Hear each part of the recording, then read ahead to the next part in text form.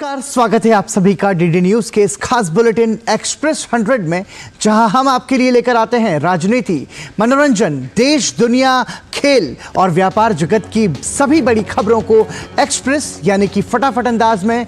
आपके साथ मैं हूं पराक्रम सिंह शेखावत। तो आइए शुरू करते हैं तेज रफ्तार से जुड़ी खबरों का कारवां। प्रधानमंत्री नरेंद्र मोदी ने नई दिल्ली स्थित भारत मंडपम में आयोजित वीर बाल दिवस के कार्यक्रम में शामिल हुए। प्रधानमंत्री नरेंद्र मोदी ने कहा, आज देश वीर साहिबजादों के अमर बलिदान को याद कर रहा है और उनसे प्रेरणा ले रहा है। आजादी के अमृत काल में वीर बाल दिवस के रूप में एक नया अध्याय प्रारंभ हुआ है। प्रधानमंत्री ने कहा, मुझे खुशी है कि वीर बाल दिवस अब अंतर्राष्ट्रीय स्तर पर भी मनाया जाने लगा है। ब्रिटेन, ऑस्ट्रेलिया, न्यूजीलैंड, यूएई और ग्रीस में भी वीर बाल दिवस से जुड़े कई कार्यक्रम हो रहे हैं। प्रधानमंत्री ने कहा, जब तक हमने अपनी विरासत का सम्मान नहीं किया, दुनिया ने भी हमारी विरासत को भाव नहीं दिया। आज जब हम अपनी विरासत पर गर्व कर रहे हैं, तो दुनिया का भी नजरिया बदला है। गृह मंत्री अमित शाह ने वीर बाल दिवस पर गुरु गोविंद सिंह जी के 4 साहिबजादों को नमन किया। केंद्रीय मंत्री अनुराग सिंह ठाकुर ने वीर बाल दिवस पर गुरु गोविंद सिंह जी के साहिबजादों को नमन किया। राजस्थान के मुख्यमंत्री भजन लाल शर्मा ने वीर बाल दिवस के अवसर पर जयपुर के गुरुद्वारा राजा पार्क में दर्शन किए और मत्था टेका। केंद्रीय गृह मंत्री अमित शाह आज पश्चिम बंगाल के दौरे पर हैं, जहां वो विभिन्न कार्यक्रमों में भाग लेंगे। भारतीय जनता पार्टी के राष्ट्रीय अध्यक्ष जेपी नड्डा भी पश्चिम बंगाल के दौरे पर, जहां वो विभिन्न कार्यक्रमों में भाग ले रहे हैं। भारतीय नौसेना आज नौसेना डॉकयार्ड मुंबई में अपने नवीनतम स्टील्थ गाइडेड मिसाइल विध्वंसक इंफाल को अपने बेड़े में शामिल करने के लिए पूरी तरह से तैयार है। कार्यक्रम में रक्षा मंत्री राजनाथ सिंह मुख्य अतिथि के तौर पर शामिल होंगे। आईएनएस इंफाल के शिखर का अनावरण रक्षा मंत्री ने पिछले माह 28 नवंबर को नई दिल्ली में मणिपुर के मुख्यमंत्री और वरिष्ठ गणमान्य व्यक्तियों की उपस्थिति में किया। कमिश्नरिंग के बाद आईएनएस इंफाल पश्चिमी नौसेना कमान में शामिल हो जाएगा। नौसैनिक बेड़े में शामिल होने वाला इंफाल एक अत्याधुनिक युद्धपोत है। 75% स्वदेशी सामग्री के साथ इंफाल को भारत में निर्मित सबसे शक्तिशाली युद्धपोतों में से एक माना जा सकता है। यह आत्मनिर्भर भारत के राष्ट्रीय दृष्टिकोण को आगे बढ़ाने में भारत की बढ़ती जहाज निर्माण क्षमता का प्रमाण। चक्रवात मिचोंग के बाद दक्षिणी तमिलनाडु में आई भीषण बाढ़ की स्थिति पर केंद्र सरकार लगातार नजर बनाए हुए है। केंद्रीय वित्त मंत्री निर्मला सीतारमण बाढ़ की स्थिति का आकलन करने के लिए राज्य का दौरा करेंगी। केंद्रीय वित्त मंत्री निर्मला सीतारमण आज तमिलनाडु के बाढ़ प्रभावित थुथुकुडी जिले का दौरा करेंगी और जिला प्रशासन के साथ समीक्षा बैठक करेंगी। निर्मला सीतारमण ने पिछले दिनों मीडिया को संबोधित करते हुए आरोप लगाया था कि मुख्यमंत्री एम.के. स्टालिन की सरकार भारी बारिश से निपटने के लिए तैयार नहीं थी। तमिलनाडु के बाढ़ प्रभावित क्षेत्रों में नौसेना, एनडीआरएफ और अन्य एजेंसियां राज्य में राहत और बचाव कार्य में जुटी। विदेश मंत्री डॉक्टर एस जयशंकर के रूस दौरे का दूसरा दिन विदेश मंत्री ने कल रूस के प्रमुख रणनीतिकार के साथ बैठक की। डॉक्टर एस जयशंकर और रूस के प्रमुख रणनीतिकार के बीच कनेक्टिविटी, बहुपक्षवाद, बड़ी ताकतों के बीच प्रतिस्पर्धा और क्षेत्रीय संघर्षों के मुद्दों पर चर्चा हुई। उन्होंने पुनर्संतुलन के महत्व और उभरते हुए विभिन्न ध्रुवों के बारे में भी बात की।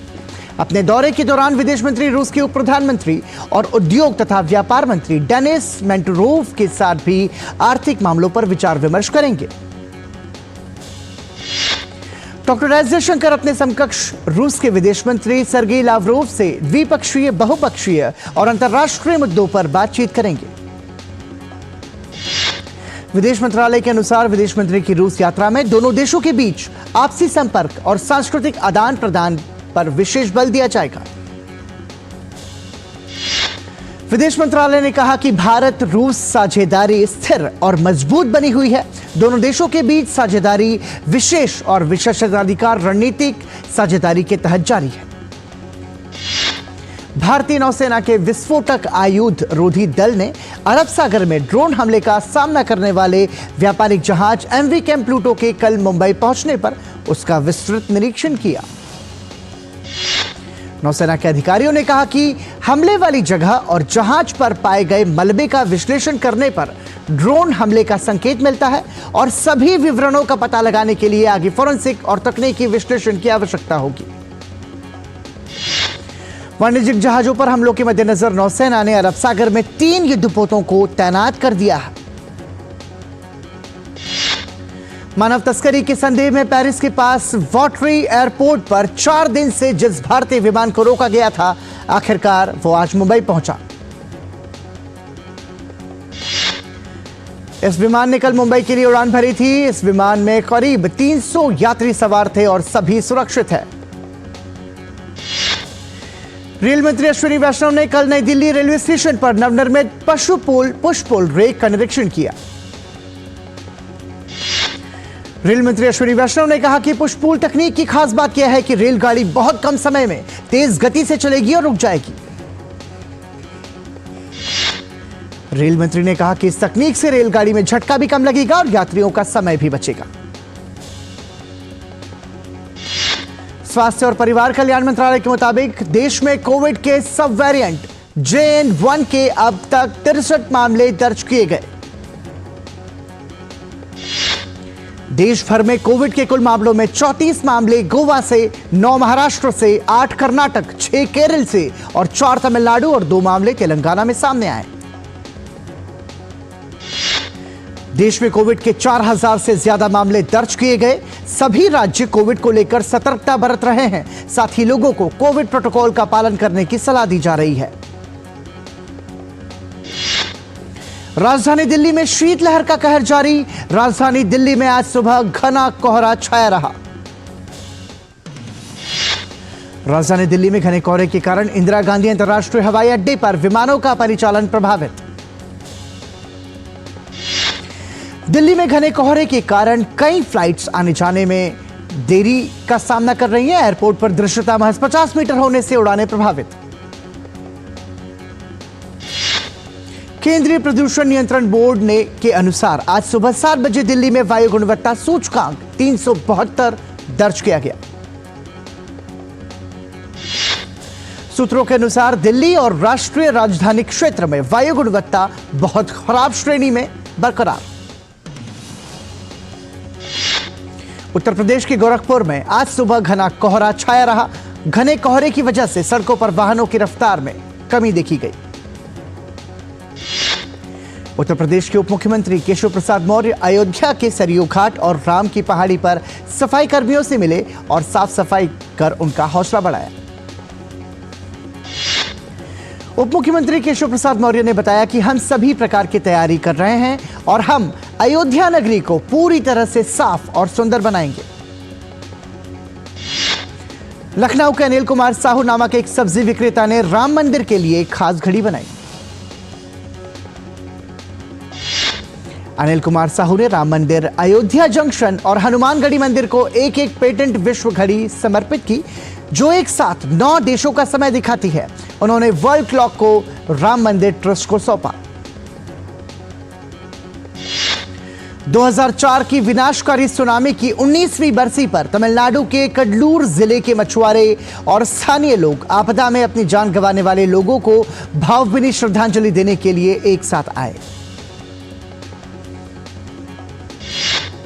स्थानीय लोगों ने सुनामी पीड़ितों और उनके परिवारों के प्रति गहरा दुख और सहानुभूति व्यक्त की। कार्यक्रम की शुरुआत एक क्षण के मौन के साथ हुई। पारंपरिक पोशाक पहनकर मछुआरों ने प्रार्थना की। मुख्य विपक्षी दल अन्नाद्रमुक की कार्यकारी समिति और सामान्य परिषद की चेन्नई में बैठक जारी। बैठक में AIADMK महासचिव एडप्पादी के पलानीस्वामी ने पार्टी की सामान्य परिषद और कार्यकारी समिति की बैठक में हिस्सा लिया।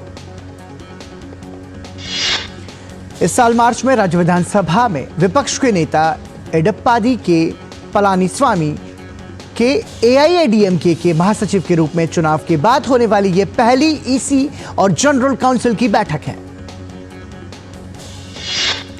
उत्तर प्रदेश में पीलीभीत जिले के टाइगर रिजर्व जंगल से एक बाघ रात में निकलकर क्षेत्र के अटकोना गांव पहुंचकर वहां गुरुद्वारे की दीवार पर बैठ गया, जिससे लोगों में खौफ का माहौल पैदा हो गया।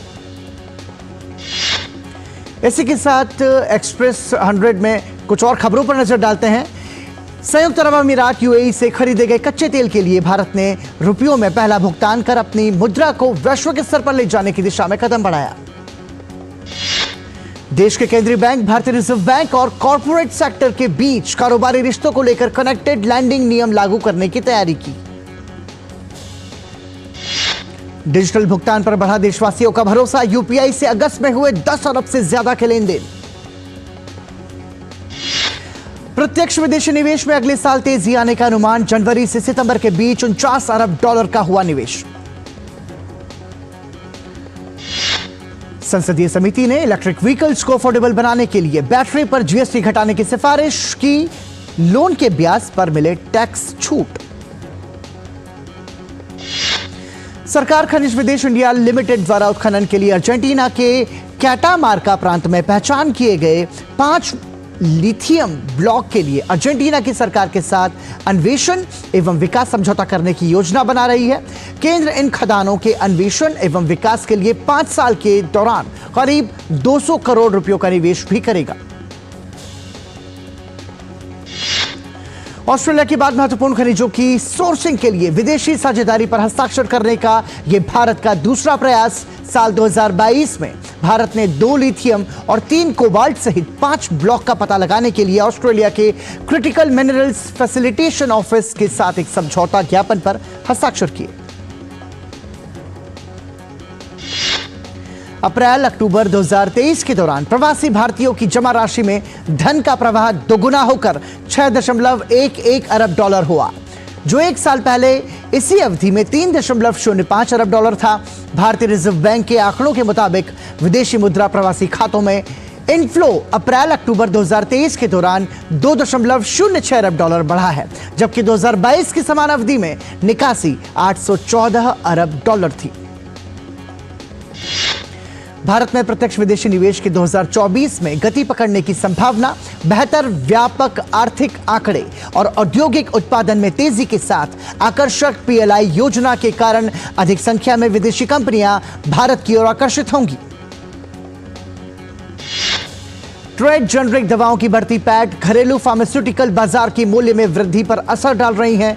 हाल के विश्लेषण से यह जानकारी मिली।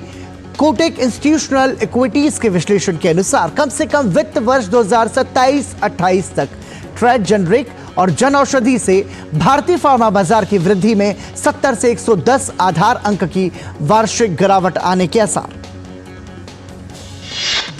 बड़े कॉर्पोरेट घरानों को बैंकिंग लाइसेंस देने का मामला अभी भले ही आरबीआई ने ठंडे बस्ते में डाला हो, लेकिन इस व्यवस्था को लंबे समय तक टाला नहीं जा सकता। आरबीआई ने हाल ही में जिस तरह से बैंकों और कॉर्पोरेट सेक्टर के बीच कारोबारी रिश्तों को लेकर कुछ कदम उठाने के संकेत दिए, उसे भविष्य की तैयारी के तौर पर देखा जा रहा है। सैन्य विश्लेषक के अनुसार दक्षिण लेबनान में इजरायली सेना और हिजबुल्लाह के बीच झड़प के बाद क्षेत्रव्यापी संघर्ष का खतरा बढ़ा। लितानी नदी के उत्तर में इजरायली सेना के हमले और हिजबुल्लाह द्वारा रणनीतिक इजरायली स्थलों को निशाना बनाने के अस्थिर क्षेत्र में व्यापक संघर्ष की आशंका बढ़ी। रूस के राष्ट्रपति व्लादिमीर पुतिन के विरोधी अलेक्सी नवलनी का पता चल गया। जेल में बंद रूसी विपक्षी नेता अलेक्सी नवलनी को जेल पोलर वुल्फ कॉलोनी में रखा गया। रूस और यूक्रेन के बीच युद्ध जारी है। इस बीच पूर्वी शहर हार्लिक्वा में रूस द्वारा स्थापित अधिकारियों ने कहा कि कीव की गोलीबारी में एक व्यक्ति की मौत हुई। वहीं यूक्रेन का कहना है कि रूसी हमलों में 5 नागरिक मारे गए। रूसी नियंत्रण वाले एक अधिकारी ने बताया कि खेरसॉन में से लगभग 400 मील उत्तर पूर्व में हॉर्लिव्का शहर में यूक्रेन के डोनेट्स्क क्षेत्र के रूसी नियंत्रण वाले क्षेत्र में यूक्रेन की गोलीबारी ने एक शॉपिंग सेंटर और कई अन्य इमारतों को नष्ट कर दिया। तुर्की ने सीरिया में स्थित सीरियाई डेमोक्रेटिक फोर्सेस के नियंत्रित क्षेत्रों को निशाना बनाया। हवाई हमलों में 8 लोगों की मौत हो गई और 18 अन्य घायल हो गए। तुर्की ने सीरिया के साथ साथ इराक पर भी हवाई हमला किया। इससे पहले भी तुर्की सेना ने शनिवार को इराक और सीरिया पर हवाई हमले किए थे। ईरान ने अमेरिका के उस दावे को खारिज कर दिया कि भारत आ रहे केमिकल टैंकर को अरब सागर में ईरान से निशाना बनाया गया था। पेंटागन ने कहा था कि भारतीय समुद्र तट से कुछ दूर लाइबेरिया का झंडा लगे एमवी कैंप प्लूटो टैंकर को निशाना बनाया गया था। सर्बिया में इस महीने की शुरुआत में हुए चुनाव के विरोध में कई हजार लोग बेलग्रेड में केंद्रीय चुनाव आयोग की इमारत के सामने एकत्र हुए और विरोध प्रदर्शन किया। प्रदर्शनकारियों ने मुख्य पुलिस स्टेशन तक मार्च भी किया। हमास ने वीडियो जारी किया जिसमें हमास ने फुटेज जारी कर कहा कि इजराइल की ओर से रॉकेट दागे जा रहे हैं। इराक में ईरान समर्थित आतंकवादियों ने हमला किया। इस हमले के बाद अमेरिका ने जवाबी कार्रवाई की। पेंटागन ने इस हमले की जानकारी देते हुए कहा कि अमेरिकी सेना ने इराक में ईरान समर्थित आतंकवादियों के हमले के बाद जवाबी कार्रवाई की। नाइजीरिया के उत्तर मध्य राज्य में हुए हमले में मरने वालों की संख्या बढ़कर 160 हो गई। डकैतों के हमले में 300 लोग घायल हुए। बता दें कि नाइजीरिया का उत्तर मध्य क्षेत्र कई जातीय और धार्मिक रूप से विविध भीतरी प्रदेशों में से एक है। यहां अंतर सांप्रदायिक संघर्ष ने हाल के सालों में सैकड़ों लोगों की जान ली। पेरिस के पास एक हवाई अड्डे पर फ्रांसीसी अधिकारियों द्वारा रोके गए यात्रियों को लेकर रोमानियाई कंपनी लीजेंड एयरलाइंस का विमान भारत के लिए रवाना हुआ। हमास की सुरंगों में मिले 5 बंधकों के शव, मगाजी कैंप पर इजरायली एयर स्ट्राइक, 70 मौतें। उत्तर पश्चिमी पाकिस्तान में शॉर्ट सर्किट से लगी आग के कारण कच्चे मकान की छत गिरने से एक महिला और उसके 8 बच्चों की मौत हो गई। इजरायल के प्रधानमंत्री बेंजामिन नेतन्याहू ने संसद को संबोधित करते हुए कहा कि इजरायल की जीत तक सैन्य कार्रवाई जारी रहेगी। उन्होंने कहा कि उनके पास ना तो कोई दूसरी भूमि है और ना कोई रास्ता। साथ ही नेतन्याहू ने बंधकों के परिवारों की भी सराहना की। वनडे सीरीज जीतने के बाद अब भारतीय क्रिकेट टीम दक्षिण अफ्रीका के खिलाफ टेस्ट सीरीज के लिए तैयार। दोनों टीमों के बीच सीरीज का पहला टेस्ट आज से सेंचुरियन में खेला जाएगा। भारत ने दक्षिण अफ्रीका में पिछला टेस्ट 2021 में जीता था। वो मुकाबला भी सेंचुरियन में ही खेला गया था। मैच से पहले भारतीय कप्तान रोहित शर्मा का बयान, कहा सेंचुरियन की परिस्थितियां गेंदबाजों को मदद करती हैं। बोले 5 दिन बल्लेबाजी करना नहीं रहेगा आसान। पूर्व भारतीय क्रिकेटर हरभजन सिंह ने कहा कि दक्षिण अफ्रीका के खिलाफ पहले टेस्ट में आर अश्विन को मिलनी चाहिए प्लेइंग 11 में जगह। पाकिस्तान और ऑस्ट्रेलिया के बीच 3 मैच की टेस्ट सीरीज का दूसरा टेस्ट मुकाबला आज से मेलबर्न में हुआ शुरू। पाकिस्तान ने टॉस जीतकर गेंदबाजी का लिया फैसला। पाकिस्तान क्रिकेट बोर्ड ने पूर्व ऑलराउंडर यासिर अराफात को न्यूजीलैंड के खिलाफ अगले महीने होने वाले 5 मैचों की T20 सीरीज के लिए राष्ट्रीय टीम का हाई परफॉर्मेंस कोच नियुक्त किया। पूर्व एथलीट अंजू बॉबी जॉर्ज ने कहा कि खेलो इंडिया और फिट इंडिया जैसे अभियान की वजह से भारत में खेलों की दशा और दिशा बदली। मास्टर्स एथलीट मीट में हिस्सा लेने वाले सीनियर सिटीजन खिलाड़ियों ने मोदी सरकार द्वारा खेल के विकास के लिए किए गए कार्यों की सराहना की। खिलाड़ियों ने कहा कि फिट इंडिया अभियान का बड़े स्तर पर फायदा पहुंचा। मंजू रानी और साक्षी ने 7वीं एलीट महिला राष्ट्रीय मुक्केबाजी चैंपियनशिप के क्वार्टर फाइनल में जगह बनाई। मंजू का क्वार्टर फाइनल में सामना दिल्ली की मुक्केबाज संजुना से होगा, जबकि साक्षी की चंडीगढ़ की मुक्केबाज के सामने होंगी। केंद्रीय शिक्षा मंत्री धर्मेंद्र प्रधान ने कहा, राष्ट्रीय शिक्षा नीति में खेल को भी महत्वपूर्ण विषय बनाया गया। श्रीनगर में संपन्न हुआ CRPF football tournament. City club Dalgate ने जीता खिताब, कश्मीर यूनाइटेड को दी मात। सऊदी प्रो लीग में अल इतिहाद को अपने ही घर में अल रईद के हाथों हार का मुंह देखना पड़ा। अल रईद की टीम के मुकाबले को 3-1 से अपने नाम किया। अल रईद की इस सीजन में हो रही ये चौथी जीत, लीग में पहुंची 15वें स्थान पर। रेड क्रॉस के लिए फंड जुटाने की कवायद की कड़ी में स्पेन की राजधानी मैड्रिड में सांता क्लॉस की वेशभूषा में हजारों की संख्या में लोगों ने चैरिटी रेस में लिया हिस्सा। आयोजकों ने कहा, अनोखी रही ये दौड़। तमाम सितारों से सजी है विपुल गोयल की कॉमेडी सीरीज। बस्सी और जॉनी लीवर करेंगे कैमियो। विपुल गोयल की कॉमेडी सीरीज ह्यूमरली योर्स के तीसरे सीजन का trailer launch. Vicky Kaushal Instagram द्वारा फॉलो किए जाने वाले पहले बॉलीवुड स्टार बन गए हैं। प्रभास की सालार का जलवा बरकरार, 3 दिन में लगाई ट्रिपल सेंचुरी, 400 करोड़ के करीब पहुंची फिल्म। फाइटर फिल्म में ऋतिक रोशन और दीपिका पादुकोण आएंगे नजर। यह फिल्म गणतंत्र दिवस के पहले वीकेंड पर 25 जनवरी को होगी रिलीज। तेज हुई डंकी की रफ्तार, वर्ल्ड वाइड कलेक्शन 200 करोड़ के पार। सोनम कपूर ने बेटे वायु के साथ मिलकर सजाया क्रिसमस ट्री।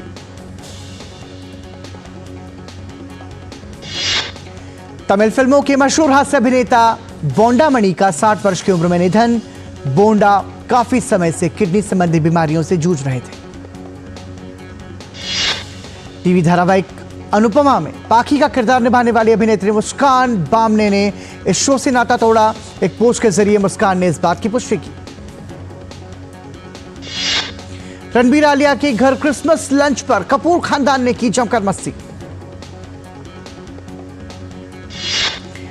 रणबीर कपूर की अपकमिंग फिल्म रामायण लगातार खबरों में बनी हुई। बताया जा रहा है कि इस फिल्म का निर्देशन नीतीश तिवारी कर रहे हैं और अरहान खान ने अपने पिता अरबाज खान के साथ शादी में तेरे मस्त मस्त दो नैन गाना गाया। इसी के साथ एक्सप्रेस 100 न्यूज में अभी के लिए इतना ही, लेकिन डीडी न्यूज पर खबरों का सफर लगातार जारी है। देखते रहिए डीडी न्यूज। नमस्कार।